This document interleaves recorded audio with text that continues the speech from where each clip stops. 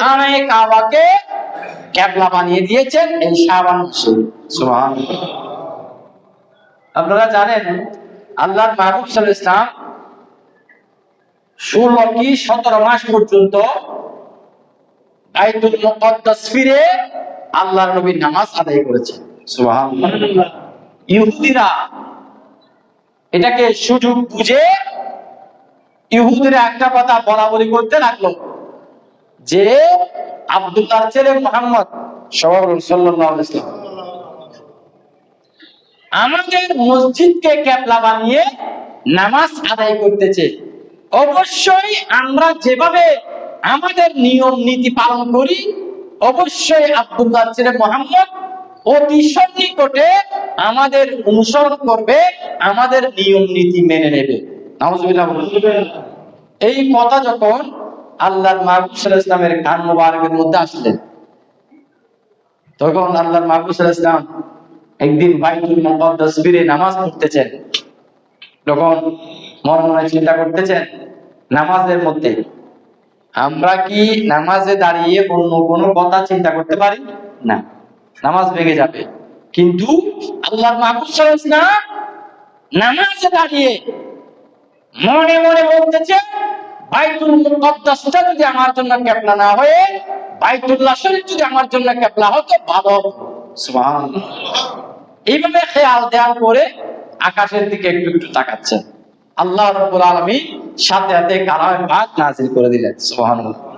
আল্লাহ বলেন কাতনারা তাকাল্লুবা ওয়াজহিকা ফিস সামাই ফালানুওয়াল্লিয়ান্নাকা কিবলাতান তারদাহা। সুবহানাল্লাহ।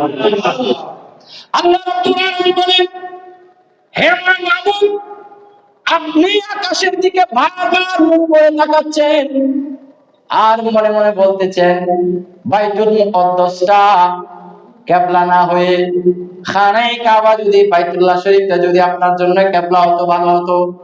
আমি আল্লাহ ঘোষণা দিচ্ছি আপনার এই দৃষ্টিগোচরটা আমি দেখলাম আপনি বাইতুল মুকাদ্দাস থেকে ফিরে আপনি বাইতুল্লাহ শরীফের দিকে ফিরে আপনি বাইতুল মুকাদ্দাস থেকে ফিরে বাইতুল্লাহ শরীফের দিকে হয়ে আপনি নামাজ আদায় করুন।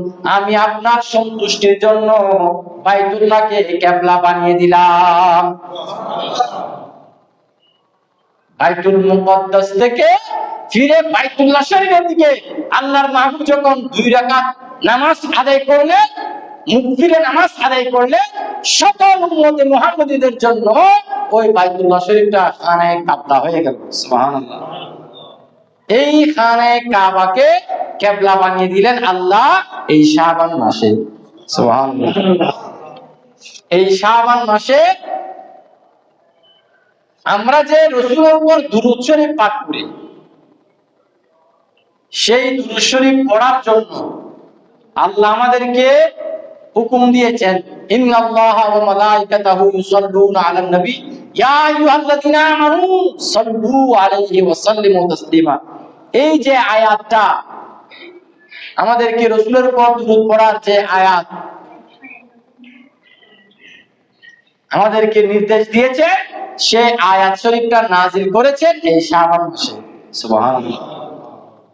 এবং এই শাবান মাস কিতাবের মধ্যে রয়েছে এই শাবান মাসটা হলো আল্লাহর মাহবুবের উপর বেশি বেশি দুরূদ শরীফ পড়ার মাস। সুবহানাল্লাহ। হাযা শাহরুস সালাতি আলা সাইয়্যিদিল আকওয়াম। সমগ্র সৃষ্টির সরতাজ নবী পাক সাল্লাল্লাহু আলাইহি ওয়াসাল্লামের প্রতি বেশি বেশি দুরূদ শরীফ পড়ার মাস হলো এই শাবান মাস। সুবহানাল্লাহ। ওয়া হাযা শাহরুত তাসবিহ ওয়া হাযা কিরাআতুল কুরআন। এই শাবান মাস হলো বেশি বেশি তাসবিহ পাঠ করার মাস এবং বেশি বেশি কালাম পাক তেলাওয়াত করার মাস। সুবহানাল্লাহ।